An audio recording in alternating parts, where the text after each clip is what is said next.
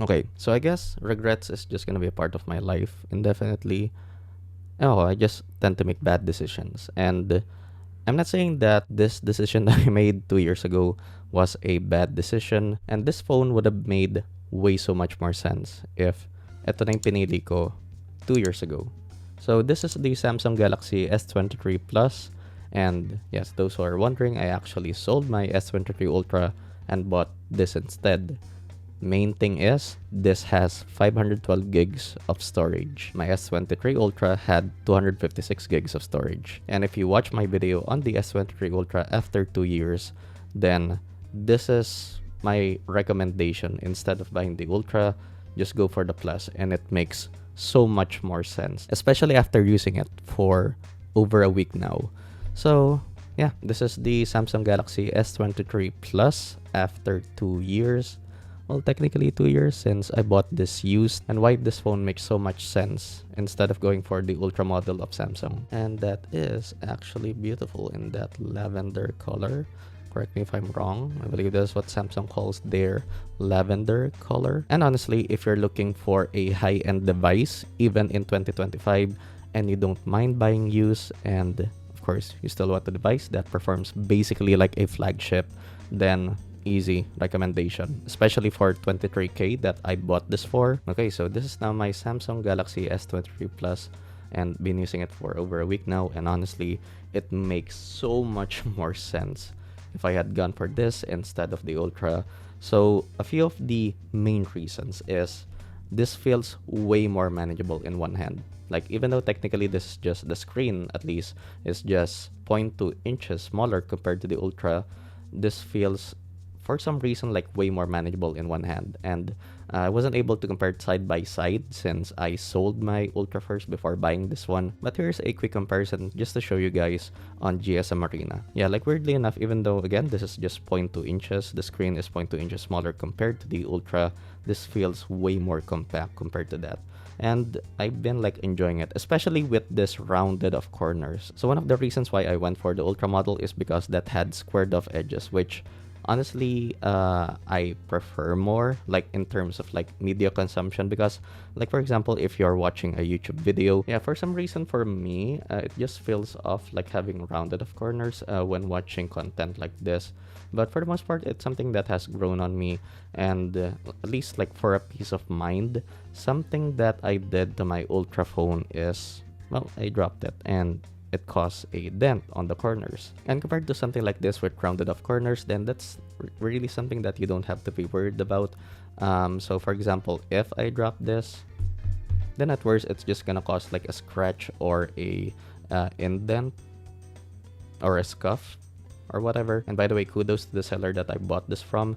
It basically looks like brand new. So I actually put a screen protector right here right away before I even like scratched off the main display. So I actually checked it when I was in the process of buying it, just to make sure that there are actually no scratches on the screen itself. And yeah, like the only like, I guess you could say, imperfection on this phone is this like scuff right here, and that's basically it. So what I have installed right now is a clear screen protector, so basically you can still like appreciate the quality of it even though it has a screen protector. And this is still a gorgeous Samsung display, by the way. It's a 6.6 inch 1080p. Yes, I know people are gonna say, oh, it's just 1080p, oh my god. Yeah, I don't know why I said it like that, but yeah, basically 1080p is just perfect for a screen this size, even up to 7 inches in my opinion. Like 1440p Quad HD on a handheld just is basically unnecessary. Just drains unnecessary battery life from the phone, unnecessary strain on the GPU itself since it's running a more high resolution display, and especially paired with a 120Hz display,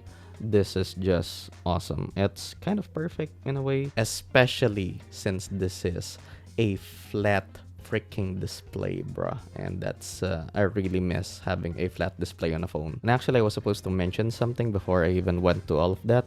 So the three main reasons why you would go for the Ultra model is, one, for that insane zoom, which this doesn't have but still has a actually decent zoom regardless. The S Pen, which I don't have to worry about getting scratched up anymore. Yes, that's for some reason like one of the problems with my S23 Ultra the S Pen tended to scratch way more easily, like compared to the frame of the phone itself. And another reason is having a slightly bigger battery and bigger display, which this is just as good, if not better, at least like battery life wise compared to the Ultra. I'm still getting like, so with about 3 hours of screen on time when I was at work. I went back home with about 70 to 60%, which is, yeah, that's really good, man. And honestly, with this phone, I'm not really missing my S23 Ultra. So basically, and I'm just gonna say it right now, if you're looking for a flagship device in 2025 and you're not looking to spend like over 30, even over 50,000 Philippine pesos, and you don't mind buying used, then easy recommendation, the S23 Plus. So yeah, I don't feel like I'm missing out on a lot, basically, even with like the more higher end flagship devices right now with the S25 series and all the other newer Android phones. Basically, the main reason why you would buy a newer Android phone is because of the AI features, which, yeah, that doesn't really make sense. At least for me right now, I might eat my words in the future, but as of right now, AI is something that I don't really care about. As far as performance goes, of course, this still has the awesome 8 Gen 2, and the only main difference this has from the Ultra model is that this has only 8 gigs of memory. I say only because the Ultra model with the base version comes with 12 gigs of memory, and I don't feel like I'm missing out on memory, honestly. So I don't feel like this phone is like a step slower even compared to the Ultra model, and especially if you're into games, then oh my god, I just want you guys to appreciate my baby Tifa. Oh my god, she's so perfect. And yes, this is running currently on One UI 7, which I believe I should make a different video on that. So this video won't be about that. Now, yeah, basically even the most like graphically intensive games right now in the Play Store is no problem for this phone, and I'm about to die, bitch. But anyway, yeah, graphically demanding games, even the most like intensive games in the Play Store right now is no problem for this phone. And again, I won't be able to speak much, or I don't want to speak right now on One UI 7, as literally just before I recorded this video, I just updated this device to One UI 7. Say, do you remember a guy named Emilio from Nibelheim?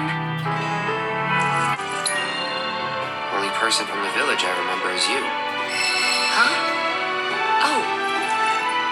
Okay then. And as far as camera quality goes, really the only thing that you're missing from the Ultra is that zoom. Like everything else is still really good, like flagship level. And I'm not sure, like weirdly enough, even though this has the same sensor, like the front facing camera on the Ultra, for some weird reason the front facing camera of this phone feels like better for some reason. Like I'm not sure. Yeah, I don't really need to say much about the cameras on this, as it's just great, it's awesome. And build quality, of course, it's built like an absolute unit. I'm barely able to like flex it even. So yeah, if you're looking for also a really durable device, then easily recommended. And like the Ultra model, this does have 45 watts of Samsung's super fast charging 2.0 and up to, hanggang ilang watts nga ba yung wireless charging neto? I literally just forgot. Like, yeah, up to 15 watts of fast wireless charging on this. And yeah, I think that's pretty much it for this video. Like pretty much everything about this phone is really good still, even though this is a 2-year-old device technically. So display, build quality, camera, performance doesn't overheat at all. Maybe the only time that this is gonna overheat if you try to record an 8K video extensively, which obviously I don't recommend. Which to record 8K video, I feel it's just unnecessary if you ask me. Battery life is still really good, and I guess I'm just lucky since this is one of those like used secondhand devices that the previous owner actually took care of and really like basically a pre-love unit. And back then I would have saved a lot of money. So if I'm not mistaken, the MSRP of the S23 Ultra back then, it starts at 82,000 or 81,990, and I believe the Plus model goes for around 67,990. Correct me if I'm wrong. The zoom, the S Pen, the bigger display wasn't really worth it for that price. Honestly, that's the only 3 reasons you're choosing the Ultra model over the Plus model of Samsung's Galaxy S series. So yeah, if ever that I did forget anything, then I'll just leave it in the comments of this video. Yeah, that was the Samsung Galaxy S23 Plus. Again, easily recommended. I'll find like some links that I can find on to use units on Shopee, and actually I'll also link the seller where I bought this from. So yeah, yeah, I'm just like thinking if I forgot anything, but that's gonna do it for now. Of course, leaving a like is the easiest way to support the channel. Consider subscribing if you like my content and turn on notifications for all, so you'll be updated on my latest videos. As always, stay safe and peace out.